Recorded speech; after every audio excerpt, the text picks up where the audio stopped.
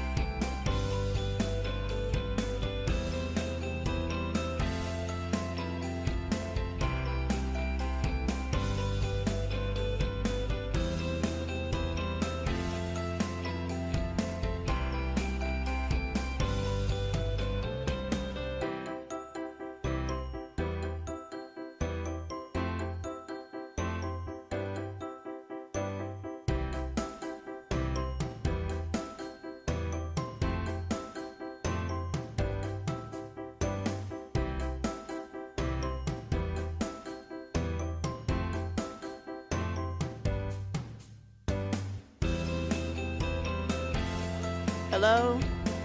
Hello, everyone. Hi.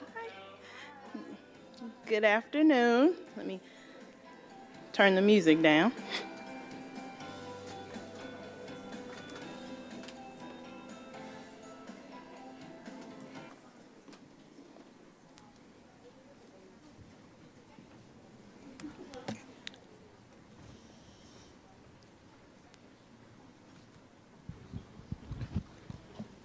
Well, good afternoon and welcome to our First Generation Student Celebration. I'm Chastity Alexander. I'm the director of the TRIO Student Support Services Program here at TCC Trinity River Campus. Thank you. If you're unfamiliar with TRIO, TRIO is a set of federally funded educational opportunity programs that are designed to help students from underrepresented populations to be successful. We offer comprehensive support, academic and holistic support to students from underrepresented populations. Those students being students that are first generation, low income, or students with documented disabilities. And I'd like to take a moment to recognize those special group of students that have joined us today. If you are with the TRIO Student Support Services Program here at Trinity River Campus or our sister program at South Campus, please stand so we can recognize you. Stand up, yay! These are TRIO participants. And I'd also like to recognize the TRIO staff that are here today. Our South Campus staff came in from South Campus, the Trinity River Student Support Services Program. We have our director, Ms. Trishelle Davenport, and academic advisor, Zoe Tucker, and our coordinator, Ms. Ileana Thomas. If you all would please stand.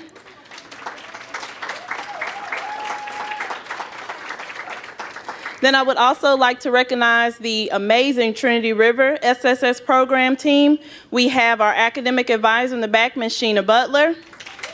We have our administrative assistant, Ms. Carla Marquez Munoz. We have our tutor lab coordinator, Mr. Christian Kwan. And sitting at our sign-in table is our student worker, Tamia Johnson. So thank you all so much for being here with us today. We are very delighted and excited for you guys to be here. And I'd like to introduce our interim VP of Student Affairs, Dr. Deidre Turner. Please join me in welcoming her to the podium as she brings campus greetings.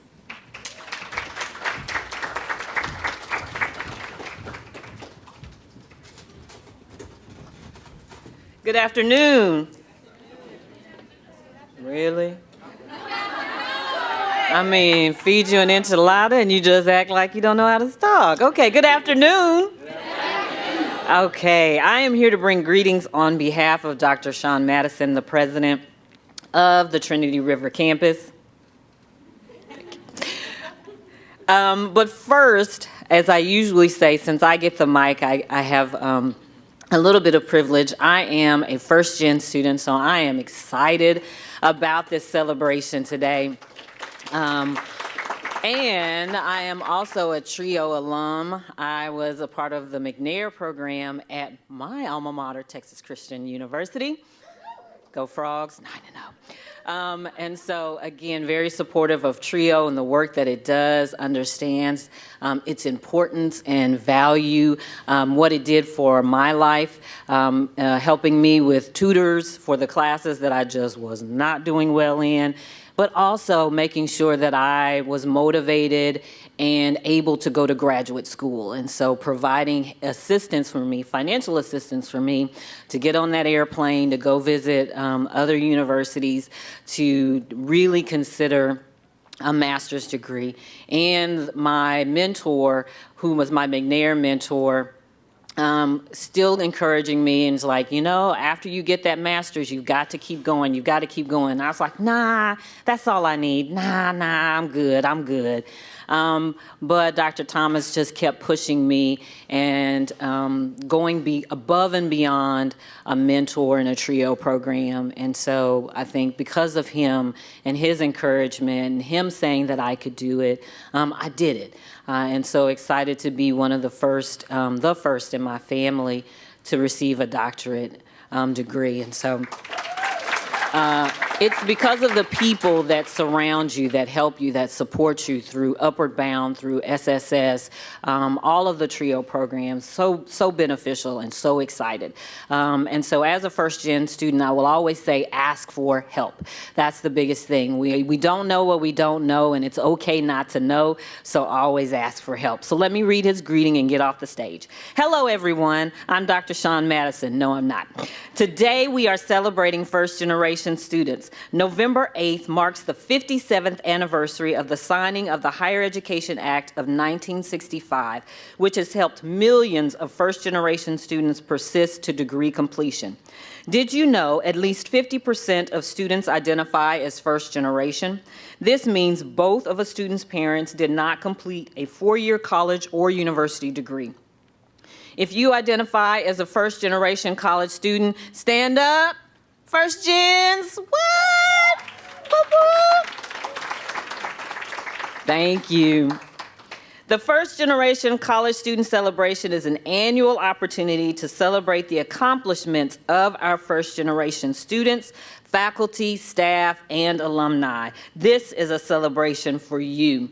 In 2017, the First Generation Student Celebration was created by the Council for Opportunity in Education, COE, and the Center for First Generation Student Success, an initiative of the National Association of Student Personnel Administrators, and the Sutter Foundation. Hundreds of college campuses across the country unite for this sixth annual celebration through numerous events. This year, Trinity River and the TRIO Student Support Services Program is hosting a panel. And I won't name all of them. They're going to introduce themselves, but it's a great panel of folks from the community and from our own campus. And they're going to share their unique experiences and offer insight for our first-generation students in the audience today. We will continue to use November 8th to amplify the achievements and recognize the barriers in higher education for this population while providing support for our first-generation students to continue to thrive. Thank you and enjoy the celebration.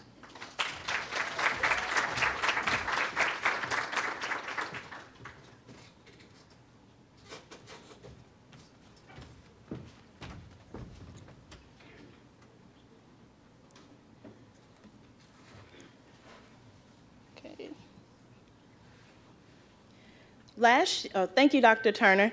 Last year was our first year participating with the First Generation Student Celebration. We hosted a block party in our idea store, and we invited first gen students, faculty, and staff to join in on the fun. We also created a video with the help of TCC faculty and staff that premiered during our event. We'd like to take a moment to show that video. If I can pull it up.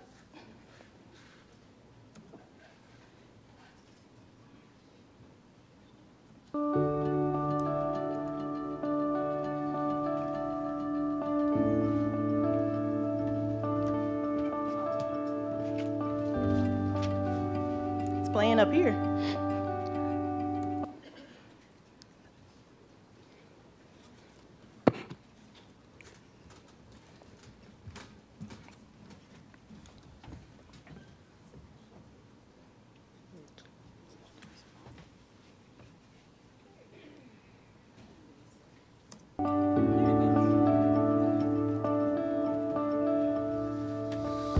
So I remember walking on campus to the northwest campus of Tarrant County College and thinking, I don't really belong here. I don't even know what to do. I don't even know where to start, but we'll make the best of it and see what happens. One of the things that I felt the most when I first set foot at my community college was how scary it was, and I felt like I was in a completely different country with a language that I did not know. My first memory of a first-gen student was filling out the FAFSA, and my parents my mom, she gave me the taxes and she's just like, here, you could figure it out, because I don't know how to do this. I've never done this before.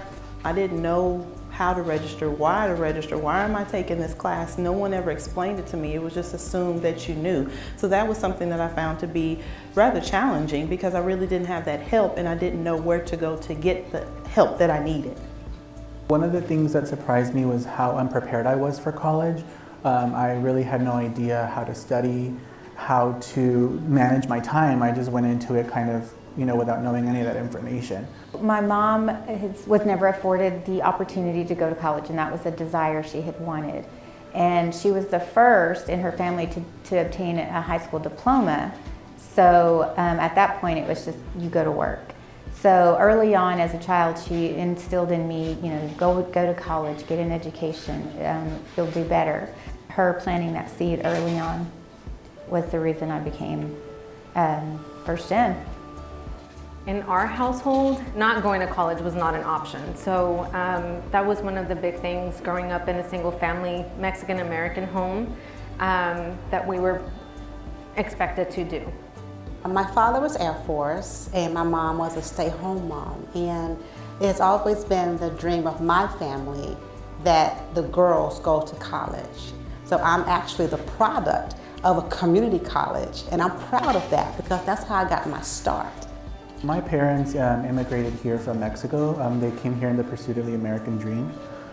So college was kind of always instilled in me. I remember my dad was always working. He worked pretty much 7 days a week to try to support our family, so I very rarely saw him. I remember he would always tell me, hey, I want you to go to college so you don't have to work these long hours and work all these crazy schedules like I am. That way you can spend time with family, friends. I became the first in my family to graduate from college because of my family. I was raised by my mother and my grandmother. I have a very large extended family. My mother is number 9 of 10 siblings, and I knew that I wanted to do something different. I wanted to just go further. In Mexican culture, you basically are old enough to work, you go to work. So education wasn't really encouraged in our family. And so I just went because my friends in high school were applying to college, so I just went with my friends. My father got his GED. My mother never stepped foot in college. But they both knew, hey, you need to go to college. I realized that, from working in the summers, that if I wanted to get what I wanted, I needed to go to college. The first thing I would say is use your resources. There are people here for everything. At a college, a university, there's always someone there that can help you. But you have to not be afraid to ask. Open your mouth and say, I need help. Don't let the first, the second, or the third obstacle get in your way. Don't give up. I wasn't afraid to get involved. Now, I will say, when I first got there, yes. But little by little, I met my group and just began to get involved. And once I got involved, it was gangbusters from there. I got to go places I never would have gotten to go before, do things, meet people that I just would not have had the opportunity to do.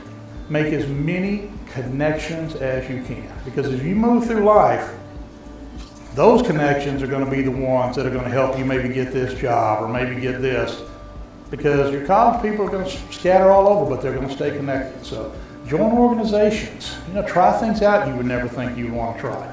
One of the things I also preach about is study abroad. I think it's one of the best experiences that a student can have while they're in college. I definitely think it's life-changing and can help you grow as a person. It's definitely an opportunity that I took, and it's one of the best experiences that I've ever had. My next bit of advice comes from the late great singer Aaliyah, and she says, and if you don't, at first you don't succeed, dust yourself off and try again. My biggest accomplishment, or the thing that I'm the most proud of, is that throughout my high school and then even some college, I was constantly told, you're not going to be able to do it, and here I am. One of the things that I like to share with my students is if there's a will, there's a way, and if you have a support system, it may not be your family, but we're your college family, we'll help you through the process. I'm proud that I graduated. I'm proud that I finished. I'm proud that I was able to set an example for my family, set an example for my 2 younger sisters. Graduating, that was just that was the ultimate goal, was to graduate. Not only did I fulfill the dreams of my family members and the women in my family, but I also fulfilled my dream. And now I have set that bar for my daughter.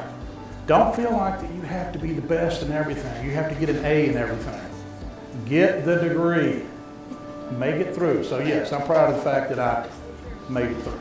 The thing I'm most proud of is sticking it through it to the end because, you know, life gets rocky, sticky, however you want to, you know, title it, but the struggle was worth it and your accomplishments, you have something to show for that.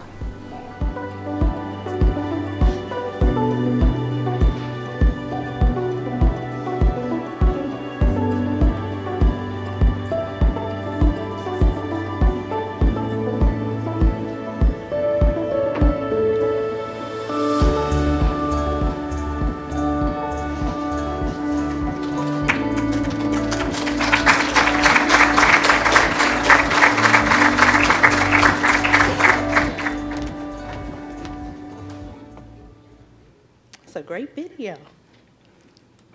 Hope y'all recognize some people in the video. So I have the esteemed privilege of introducing our moderator and our guest panelists. So for today, our guest panelists are TCC and community leaders that are first-generation college students. So we ask that you lean in and listen to their experiences as they share with us today. So I'd like to invite our moderator to the stage, Dr. Anthony Walker, Director of Campus Initiatives here at Trinity River Campus.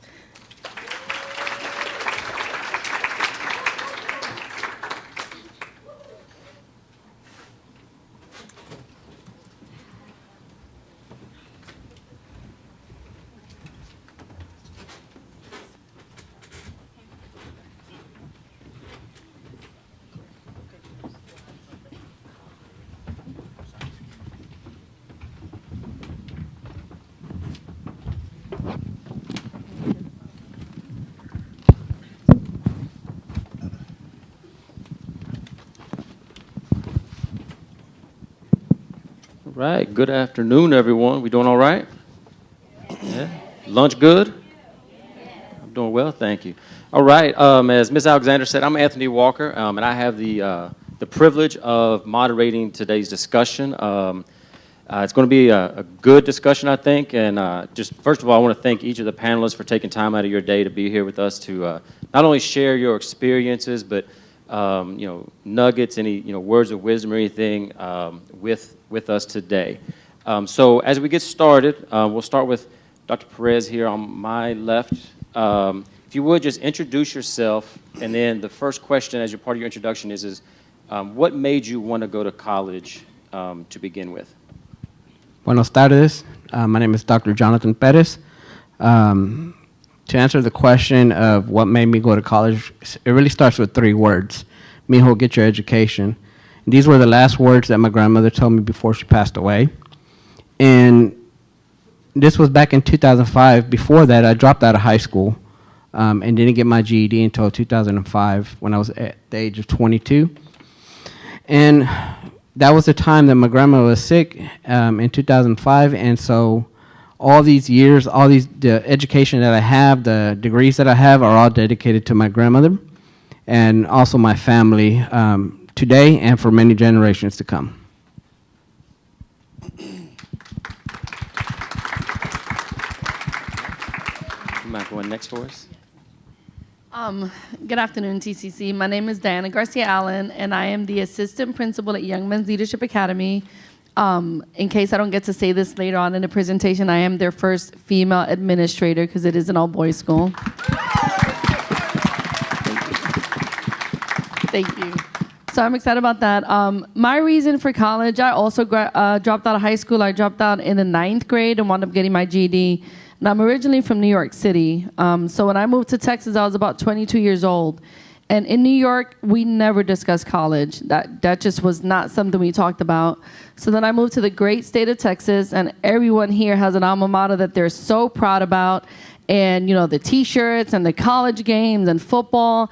And it was a whole new world was exposed to me. And I realized that in order to better provide for my family, I was going to have to get a college education. And I started to see the value of college and what it could help me produce for my family. And so at the age of 26, I enrolled at TCC as a student. So that was my drive. Mr. Foster. Good afternoon. My name is Kevin Foster. I'm the Vice President for Boys and Girls Clubs of Greater Tarrant County. And I guess I can just start. Oh, thank you. Thank you. We work with a lot of young people that become students here, so y'all are already on the right path. But my story starts with a little different approach. I would say the hunger started probably my junior year in high school because I realized that I was poor. I didn't know that because everybody around me was poor. And when I got to high school, I realized, I had less than. And when I realized that, and I noticed the struggle my mom was going through working so many jobs, and I said to myself, what can I do to change her life? Which means I had to change my life, which is the reason why I started working hard to go to college. And so I can't wait to tell you the rest of the story, but that is my start. And then I just had good friends and just looking forward to going to college and made a decision. And what my mom and my family was my reason. Awesome. Thank you, sir. And Dr. Furman. Good afternoon. My name is Tara Furman. I'm the Director of Academic Affairs Operations here at the Trinity River campus of Tarrant County College. Thanks for spending some time with us today, guys. I knew that I wanted to go to college from the time I was in third grade. I remember having like a Texas A&M hoodie. Notice I'm not wearing a Texas A&M hoodie now.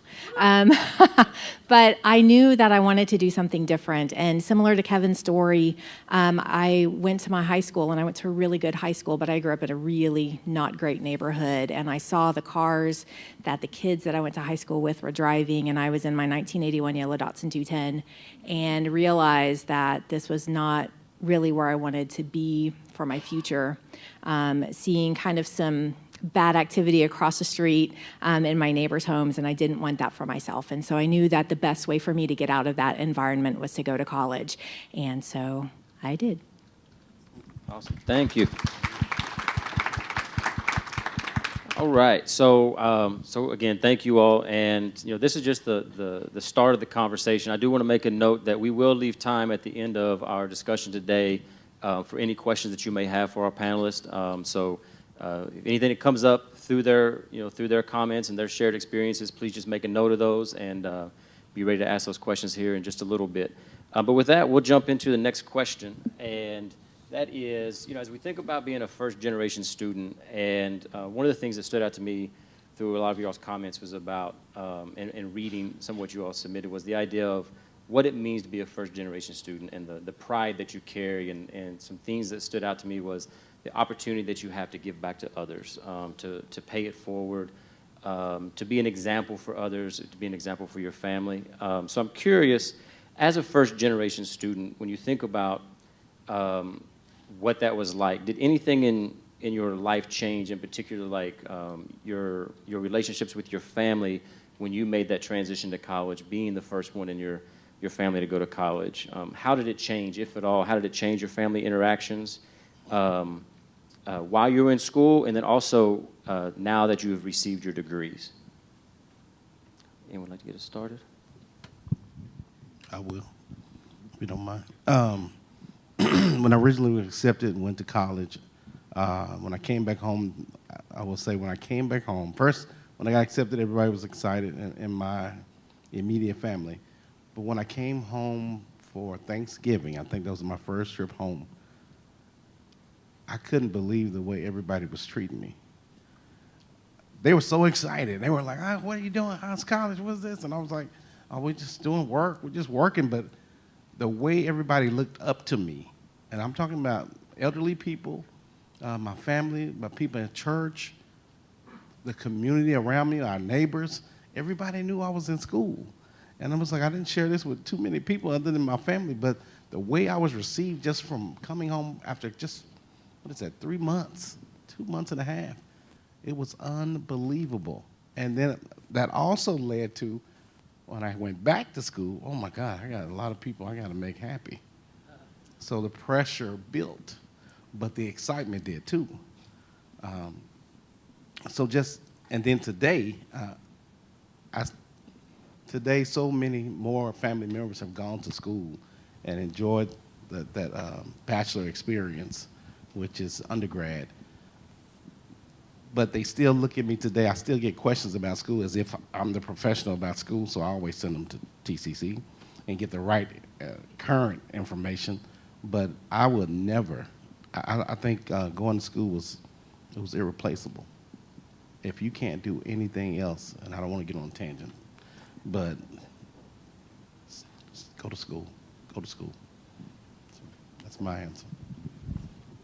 Do you want to go next? So for me, it was crazy because when I first enrolled in school, I knew that I wanted to enroll because I wanted to be a better provider for my family. So at the age of 26, I had already had 2 children. My husband brought a daughter into our relationship, so we had 3 together.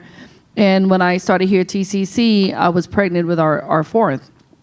And so we had a big family, and I knew that I wanted to be more of a financial provider. So, you know, I told my mom that I was enrolling in college, but it just wasn't a big deal. And it wasn't a big deal to me either. But I remember my husband's parents, it was a huge deal to them. But it's because they're college educated and they knew the value of what I was ready to start. And my mom just didn't know that value because it just wasn't something that we were familiar with. So for me, it was, well, I'm just going to college. But his parents were so excited that I was going to college. And I remember his mom said to me, you know, you're going to beat adversity. And I just didn't understand what that meant. But the more I went and the more they hyped me up, I started to realize, well, I think this is a big deal. And then I started to see that my kids started to get excited as well. And I always remember when I graduated, so since I didn't graduate high school, I never had a graduation, right? There was never a graduation. But when I graduated from TCC, you know, my daughter made a sign and the kids were so excited and it was just like a huge deal. So at that point, that is when the excitement kind of built. But I didn't feel like much changed with my family on my side, and I think it's because we just didn't know how important this was and what a difference it would make in our lives. For me, when I was young, I was making bad choices. You know, in high school, most of your classmates, or it's expected that you have your graduation pictures with the cap and gown and people going to prom. I didn't have any of that. I actually have a mugshot from when I was arrested at the age of 17. That school to prison pipeline is real. But for so many years, I felt shame because I had dropped out and I had made bad choices. And it wasn't until 2005 when I got my GED and started TCC Northwest Campus, I can remember my dad being so proud of who I was. You know, he was bragging to everybody, man, he's going to school. He was so proud. My dad was cheap too, but he was so proud that he bought me a computer, a laptop, and which really meant a lot to me because it made me feel like he actually believed in me. You know, I had that. I have cousins who continue to tell people. My cousin has a doctorate degree. He's a doctor. I have close friends that I still keep in contact with who say the same thing. They always call me and they always tell me, man, you don't know how proud I am. And with this education, all this education that I have, I do feel like I have a responsibility to my community and to make sure that we have a way, or I am paving the way for our future generations to come. I would say my experience is a little bit different. Me going to college was my choice, and it was my responsibility to finance it and to figure out what financial aid was and how to maneuver those things.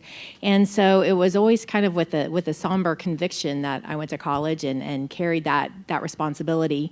Once I graduated, it was a relief. You know, I did all the things that I was supposed to do, and then my cousins after me had chosen to go to college. And so even today, one of my favorite cousins, not that you should have favorites, but she just finished her nursing degree, and it was really a fun time, even in her 30s, to kind of walk through that process of seeing her go back to school after so many years of making some bad choices. And so, you know, I hope that she also continues that legacy in our family to pay it forward with all the rest of our family members. So I'm just curious, as you all were talking, 2 questions. One is, did any of y'all experience in your family where they were so excited about you going to college and they would tell everyone, and then if there was a follow-up question like, well, what are they doing in college? And they'd just be like, I don't know, but they're in college. You know, like it was just that excitement. Like I got that a lot was, you know, when I moved from Kentucky to Texas, my dad was telling everyone, they'd be like, what's he doing? He's like, I don't know, but he's in school.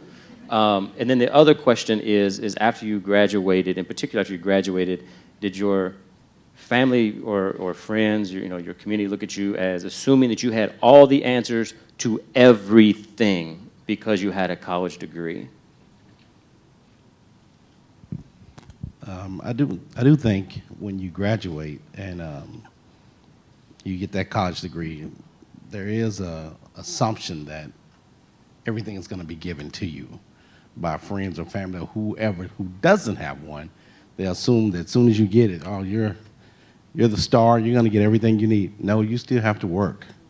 You have to work, but it is the greatest accomplishment it can be in your life.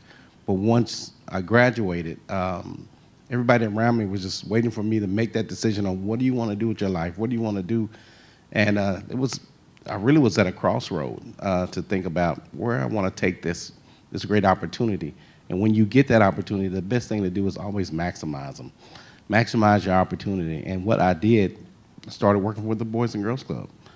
And I feel like God put that in my life many, many years ago because this is my 31st year.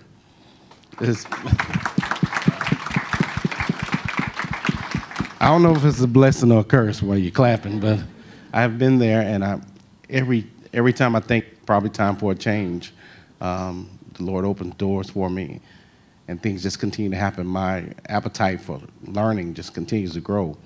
So to tie back to the answer to the question is, yes, people think, I will say, like you mentioned, they didn't know what I was doing in school, but they just were very proud that I was at school.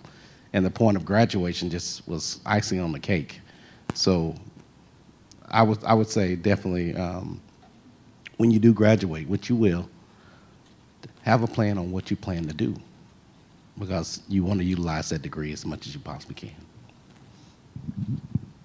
I would say for me, I initially started my college journey in accounting because it's just what I had kind of fallen into. When I got my GED, the program I went through taught me how to do some basic data entry, and I just kind of became a bookkeeper by chance. So I went into to get an accounting degree, and then I got my associates in accounting and started my bachelor's in accounting when I realized that my life just felt very empty. So I don't think anyone ever saw me as an expert in the room, but I think it's because I didn't see me as an expert in the room. But I did some soul searching and just a lot of praying and navigating and figured out that I wanted to work with young people and make a difference in my community. So I decided to go into education. And once I got my bachelor's in education and then my master's, I think people started to view me differently, but I think that's because I started to view me differently. And so I felt like I could have a voice in certain spaces because I felt like I had this knowledge to, that I can share with others. I had learned this in college, or I was learning this through my work. And so I just felt like I had something to say because now I'm college educated, I can say these things. So I think that's the dynamic that kind of changed for me. I think for me, the expectation of knowing everything, but my family feels like I'm the one that's going to protect them if anything comes up. So with my degrees that I have, especially when I had finished my doctorate degree, the day after my defense, or the day of my defense, I felt like someone gave me a sword and a shield. And that was there to protect my family, to protect my community on things that that will do more harm or will do harm to them. Just if there was any pressure or the pressure's there. My mom calls me almost every week and asks me, "Mijo, what are you going to do now? What are you going to do now?" And when I graduated, I didn't know what to do. Right? I didn't know what kind of job to get. I didn't know who to ask. How do you get this job, or how do you become that? But my mom does still have that expectation of me of what are you going to do next. It's never the now, it's always the next. For me, my mom always kept me very humble. I know my friend Demesia in the audience is very familiar with this. And so it was, you did that. Good job, kid. Now what are you gonna do? And so it was never like reaching this plateau. It was always just like, okay, you have good things to do in this world. Now what are they gonna be? And I was fortunate whenever I was an undergrad because I was a resident assistant in the halls. Being a financial aid student, I got a job in the financial aid office, and so learned the ins and outs of that. Heads up, get familiar with those processes. They can lead to a lifetime career in higher education. And so the good thing though is that I found my squad, I found my home, I found my career path just by being in the right place at the right time and surrounding myself with people who would never mind me asking 7 million questions of, I don't know what this is, and making it a safe place to be. Thank you all. We're going to kind of shift gears a little bit. So imposter syndrome is defined as a persistent self-doubt, insecurity, or fear regardless of the achievements that you have earned or received. This basically is believing that you do not belong or deserve to be somewhere. Oftentimes, first-generation students have identified as having experienced this feeling.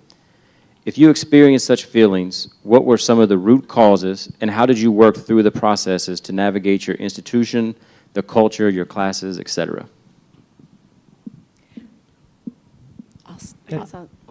I know for me it was, I had a hard time asking for help. And it wasn't until I found just a few familiar faces and would just kind of bring up topics to talk about.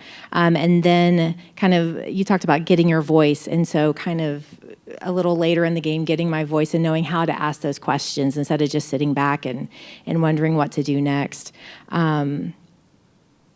So I think just, I forgot what the question was. Oh yeah, imposter syndrome. I still have that. I have a doctorate degree and I still, every once in a while, I'm like, and whenever I feel that, I'll just listen. Like the best thing I can do whenever I don't know something is just sit back and listen and ask questions, because people like to be appreciated. People like to have conversations. And so that's how I learn, maybe do a little bit of Googling and then, and then just try to educate myself on whatever that topic is. I don't know that it ever goes away, but it certainly diminishes over time. It's kind of the same thing. I mean, that imposter syndrome is real, and I still deal with it oftentimes, but I now know who I am and whose I am. So I believe that, I can overcome these situations of imposter syndrome because of that. I'm rooted in who I am. I'm rooted in my community. And I know that regardless of what may go on at the table with imposter syndrome, I have a whole community that has my back and is going to be there with me. So for me, when I decided I wanted to teach, that is when the imposter syndrome hit really hard, because my only experience with school was, K through 9th grade in New York City, but every single one of my teachers was white. None of my teachers looked like me. And so part of me was like, I can't teach. Like, they decorate their classrooms really pretty, and I'm not creative like that. Or, they wear like those perfect teacher outfits with like the graphic shirts. And, I kept telling myself all these things, like, I can't do these things. But I was like, no, but then part of me was like, but I want to do these things. So then, I kind of sat on that for a while, and I realized I'm continuing to pay for these classes in accounting when I know this is not what I want to do. So I finally came home and I told my husband, I said, hey, I think I want to be a teacher. And he was like, are you crazy? You're going to be a CPA because they make this much and teachers make like this much. And I was like, well, you can go be a CPA if you want to, but I think I need to go teach. So once I became a teacher, I remember very vividly the day that I was sitting at church and I just heard God tell me, you're going to be a principal.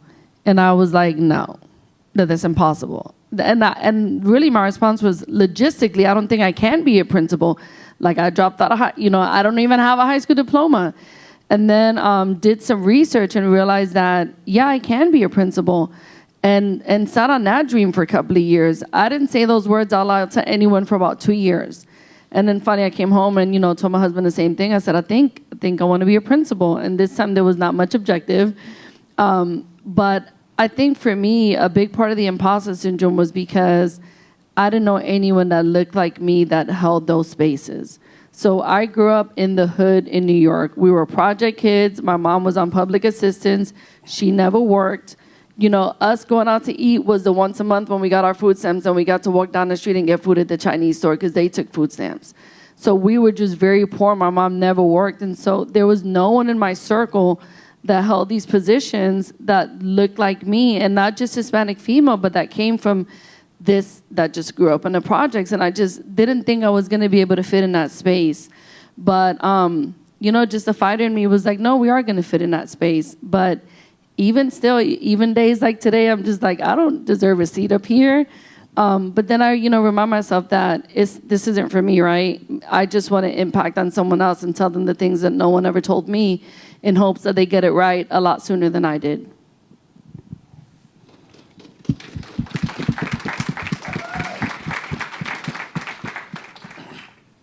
I would have to say I went to a historically black college university, and not to say that you couldn't have that there, and you can, but I didn't run into the imposter syndrome myself.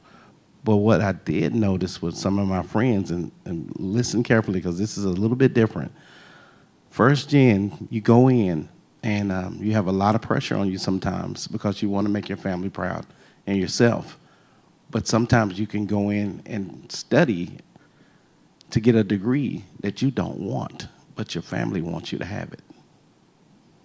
I witnessed 2 or 3 friends go through that for 3 years and then change their degree to what they felt passionate about.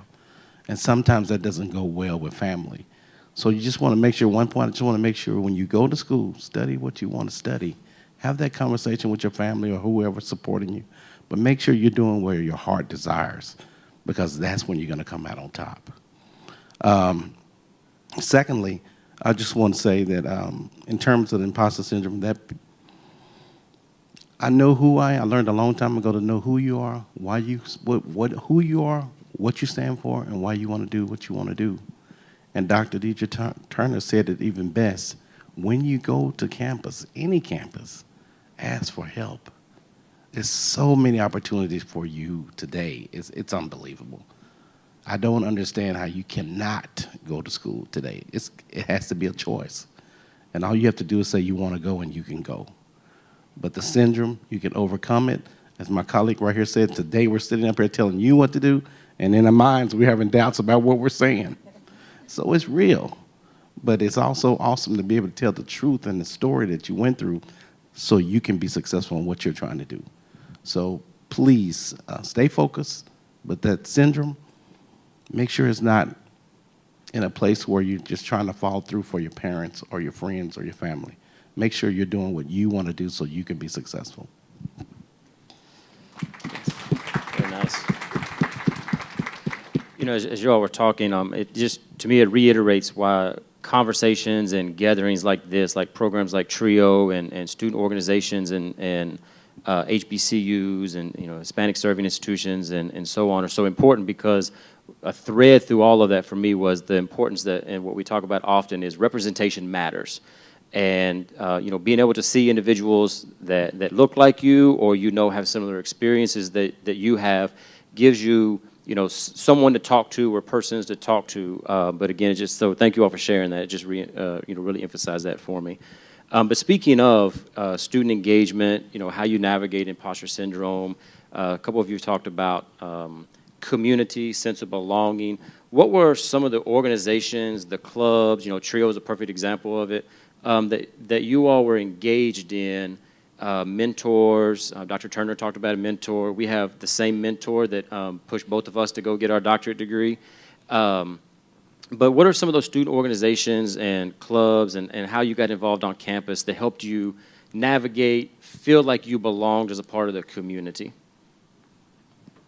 Well, for me, I worked full-time while I was in my undergrad.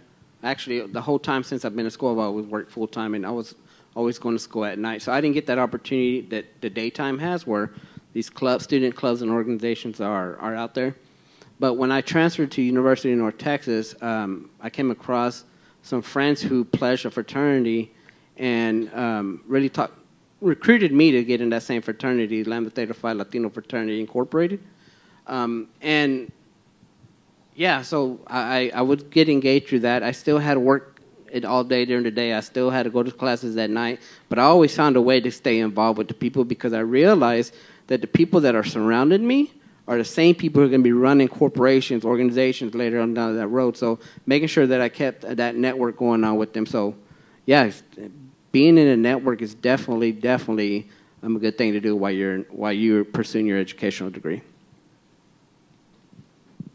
I'll say I talked about being a resident assistant in my undergrad, and I was actively involved in Residence Halls Association, which is kind of the programmatic arm of living in residence halls on campus.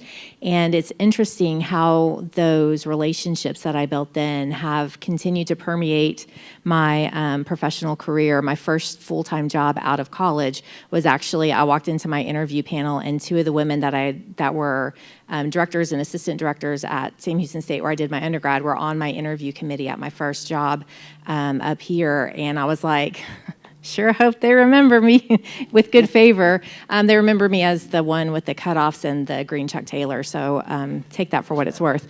But I think just having that sense of reference and having that community, and also I didn't shy away from talking to anyone on campus. Like, just people looked friendly, and so I would start talking to them so that I was never really pigeonholed into any one particular group. And I found that to be really, really helpful in just being able to relate to others throughout my life. So maybe not necessarily a formal organization aside from Residence Halls Association or Residence Life, but just being open to other people and their experiences and their cultures and a good conversation. So similar to Jonathan, I was also a non-traditional student. So I worked full-time, came home and dealt with 4 kids and their lives, and then squeezed in college where I could. So whether that was online on a Saturday morning, on a Tuesday, Thursday evening after coming home, feeding the kids real quick and switching shifts, and then going off to college. So I was never able to get involved in organizations, but, in this season of my life, I realized what value that has. And not only does it help you network, but it just adds to your college life. So 2 of my 4 children are college educated, and seeing their involvement, my daughter got involved in a women's leadership group and wanted to be their president. And that was just what held her down during college. That's still her friend group. My son, just started his college journey, and he's already found his little tribe and his group, and they go to every single sporting event at their school. I mean, the girls' volleyball game, they're at those games. They go everywhere, but I think you need to find that connection, because we are created for connection and community. And if you have someone that you're going to look forward to seeing, or something you're going to look forward to doing, or someone that's going to realize when you're gone to hold you accountable, I think that's so important, in addition to establishing a network for when you are out there looking for that first job. Exactly. I don't know who designed this panel, but if you just listen, there's 4 different ways of being successful going to college. And we all were first gen, so everybody can do it. It's just different pathways. But I'd like to say this. I can concur with the doctor at the end who talked about residence halls. I was an RA for 2 years, and that was one of probably the best experiences I've ever had in my life. Not only that, it's just so many opportunities to get involved in college if you want to. Again, back to Dr. Turner. If you ask, you will get it. But you do have to get involved. I was blessed to stay on campus for 4 years. I had a little fun.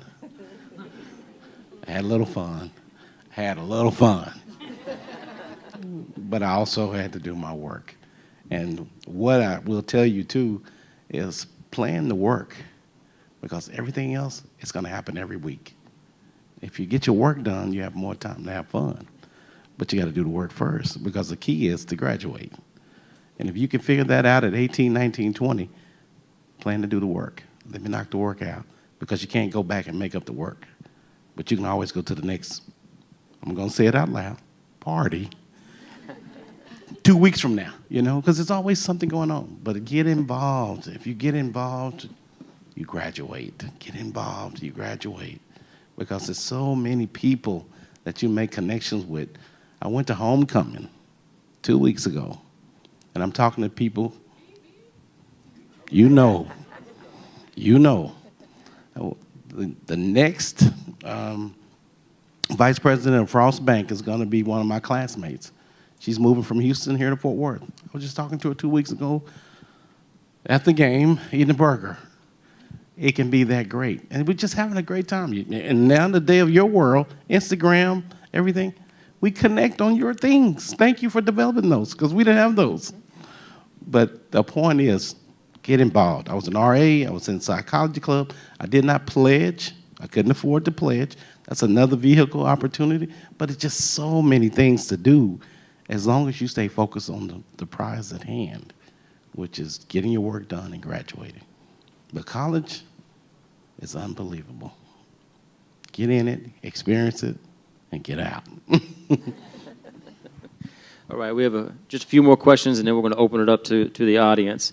But when you think about who you were as an undergrad student or just a college student in general and identifying as a first-generation student, has that sense of identity and connecting with being a first-generation student, has it changed over time? And if so, how has that changed for you identifying as a first-generation student? And if not, why do you think maybe it has not changed for you?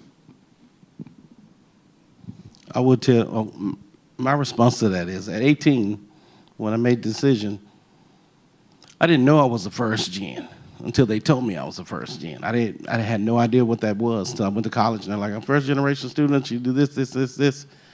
And I wasn't too proud. I wasn't too proud. Today, I am so proud to tell people I was a first generation student. I'm so proud to tell people I was a first generation student. You know why? Because that's who I am. That's who I am. And that will never change. But it doesn't stop me from getting excited about other first gen and anybody else who wants to go to college. I can't wait to tell my story because I think it's so great to tell people about going to college. It doesn't even have to be about me, but just the experience and just the awesome time that you can have, plus learning, plus the graduation, plus the degree that opens so many doors. So to answer your question, the beginning, I wasn't sure. I may have been ashamed because I thought, why didn't my parents finish? Why do I have to be a statistic? Today, that's the greatest thing I ever know. I'm so happy I was first gen because that meant that I did what I had to do to get where I need to go. And I appreciate having that opportunity and that title. So that's my answer. It's very similar. It's awareness, right? I had no idea that I was a first gen. I remember the first time I heard that title as well, and I was like, what are you talking about? What is that? But then, as I got older and just a little smarter and started to experience life a little bit more and really got involved more in community, I realized what a big deal that was. There was no path in front of me. I had no idea how to do this. I had to figure it out on my own. And so it is a title that I wear with a lot of pride. At the beginning, I went into school because I thought it helped me get a better job. But now I realize that, from just wanting to financially provide more for my family, I realize that now, I've changed the trajectory of my family. My children do know what a college education looks like. They know what the value is. We know the process. I remember filling out my first FAFSA, and it was my taxes I had to put in there because I was an adult. I had no idea what I was doing. But my kids know how to do that now because I was a trailblazer and I did something different. So for me, it is something I wear with so much pride, and I do love telling my story and telling it to anyone that will listen to me because so many of the students that I serve are in my same shoes. Their parents didn't go to college. And I'm like, you can do this. It is possible. I promise you. And so it just, for me, it's a way to show people that there is a way, no matter what your circumstances, you can absolutely do this. I would say the same thing as Diana. First, I do want to say I've known her for about 20 years now, and she's one of the people that I looked up to who was going to college and kept me going, and just, being that visual that I needed to see to move forward with my education. So thank you for that. But at the same time, I was the first in my family. I'm paving the way. And my son right now, he's 10 years old, and he told me the other day, Daddy, I want to go to Harvard. I'm like, Mijo, you can do that. Yes. And so now, the expectation is there for my daughter and my son is that you're going to go to college because there's no excuse. I have a degree. My wife has her degree. And we've both, on both sides of the family, have paved the way for our family members. Whenever I look at my classmates at Sam Houston State, we were all first gen. I don't know that any of my friends were, second generation college students. So we were all really figuring it out together. And there's a comfort in that of, A, not knowing that that's even a thing, and then B, yeah, I don't know what to do. Let's just figure it out together. And so that was really comforting. The thing that I find really important about that today is that I don't necessarily make the assumption that all the students that I work with are first generation, But chances are it's, even if you're not first generation, coming into college is going to be different from what it was 25, 30 years ago. And we all have a responsibility, everyone who works for TCC, anyone on this panel, to make sure that we pave the way for those who come after us and that we, put a hand on the back and help along the way. And so that's pretty awesome. And that's what it still means to me today. Awesome. Thank you all. So the final question before we see if there's any questions from the audience is, in one sentence, if you were to share one nugget of wisdom with our students or our colleagues, what would that nugget of wisdom be? So while they're thinking, I'm just going to go on record, and I do want to share something because he beat me to it. So me and Jonathan have known each other for 20 years. I started my associates and finished it before he started his associates, and then he flew past me. So it took me 4 years to get my associates, 8 years to get my bachelor's because I was only going part-time. But by that time, he done got his associates, his bachelor's, and his doctorate. And I've always told him, I'm like, you were the first person in Texas, I think the only person in Texas that I met that was a high school dropout just like me but going to college. And I always tell him, I'm like, you're one of my mentors. And he's like, no. And I'm like, you are one of my mentors because I saw you do it. I saw you do it and you were somebody that looked like me. So I've had zero interest in getting my doctorate until a few months ago when Jonathan started going by Dr. Perez. And now I'm just like, well, maybe, just maybe. So I just want to tell you, that you've always been one of my mentors. And this is what it's about, right? One hand washes the other. At some point, I inspired him, and then at some point, it flipped over, he inspired me. So you never know who's watching you, and you never know who's watching your journey. So just make it a good journey and just share, share your story. Now to answer your question, my one sentence is, keep your eye on the finish line, but man, enjoy that journey the entire way through every single season. For me, I would say, to put it in one sentence as well, is make sure your paper's right. What does that mean? Find you a job that gives tuition reimbursement. There's a lot of jobs out there that pay for your tuition. I wish someone would have told me not to get loans. I do have student loans. And do what you got to do to not have those loans. Continue and take as many classes as you can here at TCC. When you transfer, apply for those grants. There's tons of scholarships out there, And what I often hear is that students don't apply. They don't apply for the scholarships. And so, make sure that you have that. And then also, I do want to make sure that I say this. I'm looking around the room, and I only see maybe 1 or 2 males in this room right now. So I would say, ladies, help our male brothers out as well. We need you. We need encouragement. So I would say that, make sure that you get your paper right, but also help the brothers who are coming in through the educational system as well. I think for me, it was, I would say find your squad. Make sure that they share common goals and dreams and who push you and who believe in you and who nurture and foster the seed that you have that you didn't even know that you had within yourself, and do the same for them. You'll be surprised at where you end up on this crazy journey, having a good time, maybe hitting a party next week, those things.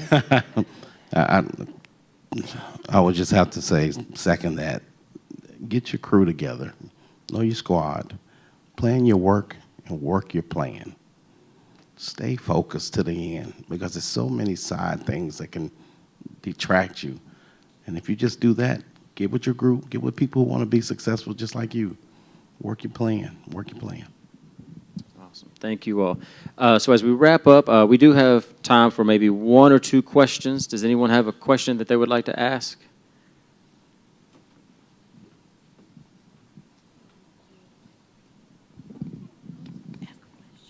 No questions? They answered them all for you? Oh, we have a question back here. Let me show.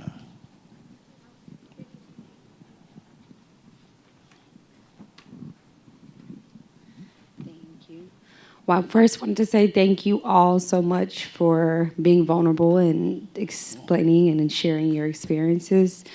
But my question is, through your journeys, and we talk about overcoming challenges and adversity, in real life, what does that support look like? Because I'm also first gen, and a lot of that you think you're alone, but I wanted to touch bases on your support structure and what that may have looked like for each one of you.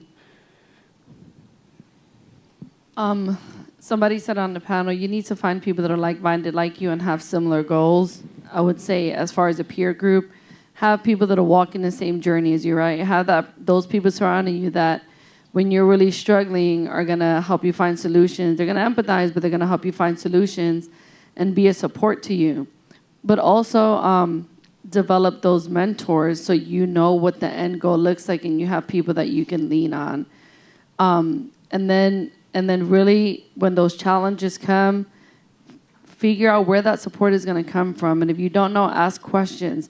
There are resources on campus. Your friends might know resources. Look online. You guys have the internet at your fingertips. But look at that obstacle as an opportunity and refuse to let it deter you from your goal. There may be a momentary setback and you may have to switch gears a little bit, and that's okay. That's part of the journey. But when you hit those challenges and obstacles, look to your peer group, look to your mentors, look to just information to be able to find a way out, but stay determined that you are going to find a way through. And that's important because there's going to come a time where you're going to be like, is this even worth it?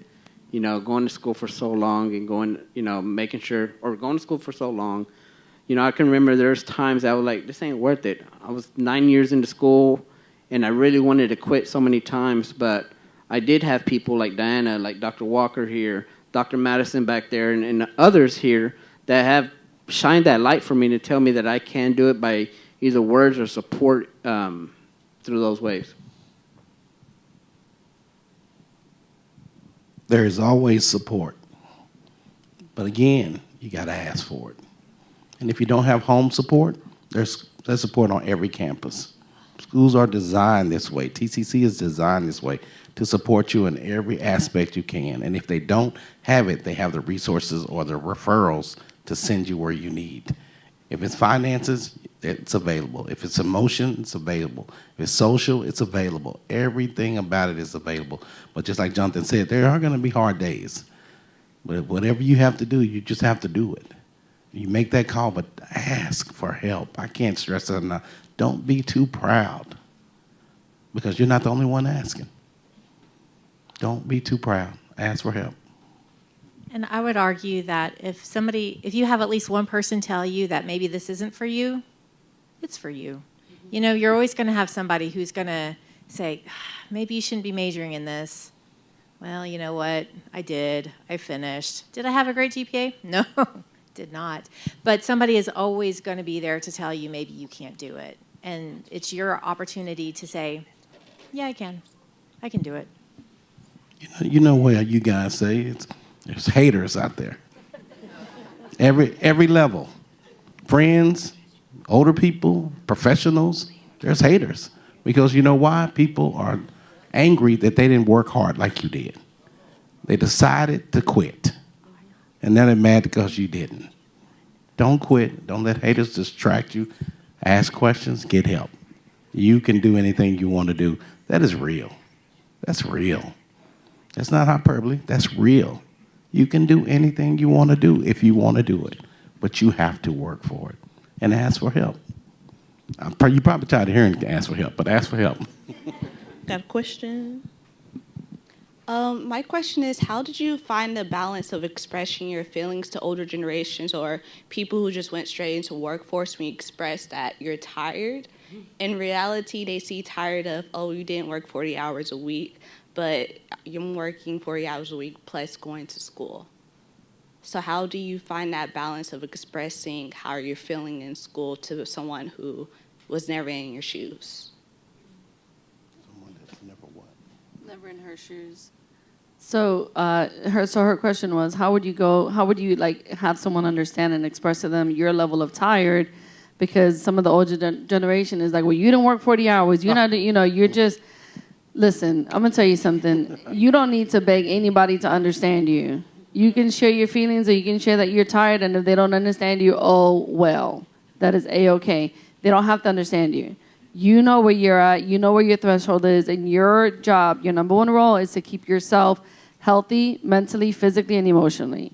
So you can express to someone, man, I'm tired. And if they knock that down with just hey, you didn't work for, you're right, I did not work 40 hours and I'm still tired. And just know that that person is probably not going to be your support system, and that's okay. Find somebody else that when you say, I'm tired, it says, man, I feel that.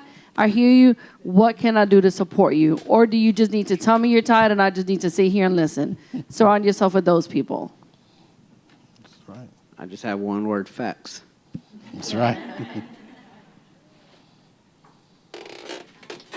You know what? I will say one other thing, and this is about hours. When you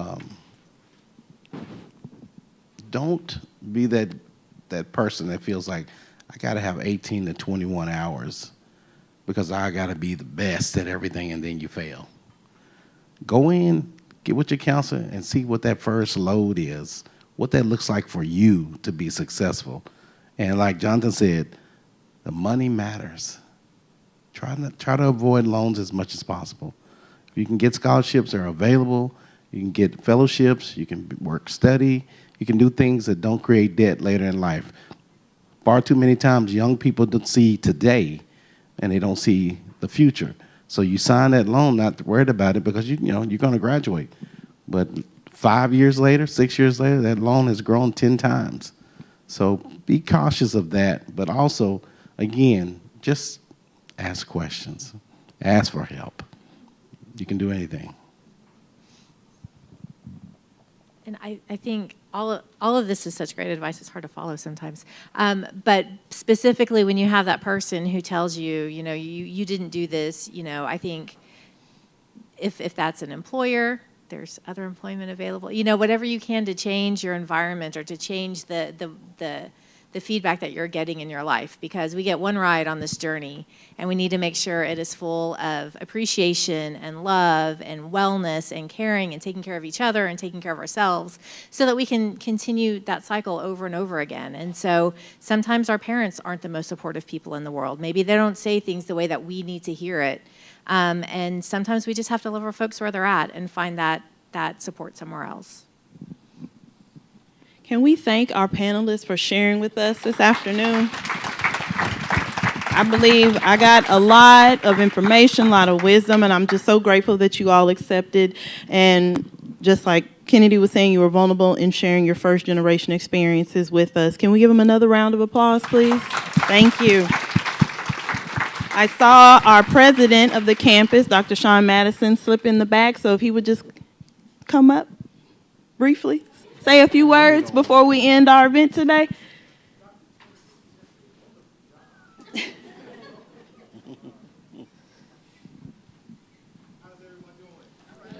Good. Yes, sir. First of all, I know you just thanked them, but let's thank our panel. Again, I know all of them, and I just recently heard your story when we were visiting Young Men's Leadership Academy. Aren't they outstanding? Outstanding. And I was back there taking notes, and I'm not going to give a sermon or anything like that, but I was just inspired by your stories. And just every now and then, I kind of learn more and more about your journey.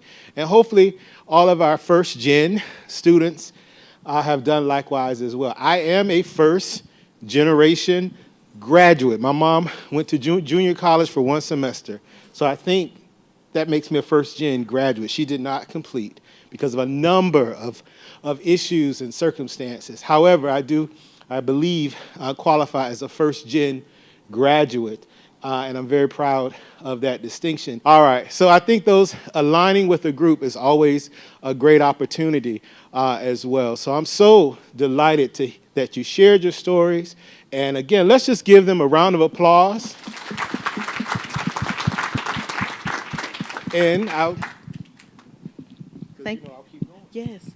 Thank you, Dr. Madison. Thank you all for joining us today. We do have small tokens of appreciation. If you come over to the trio table, we have some TCC backpacks that we'd like for you all to wear. Proudly display that you came to our first generation student celebration. Thank you so much for joining us today. We will be back next year on November 8th to have another first generation celebration. Thank you guys for being here. Thank you to our panelists. Enjoy the rest of your day and go vote. If you haven't voted, go vote.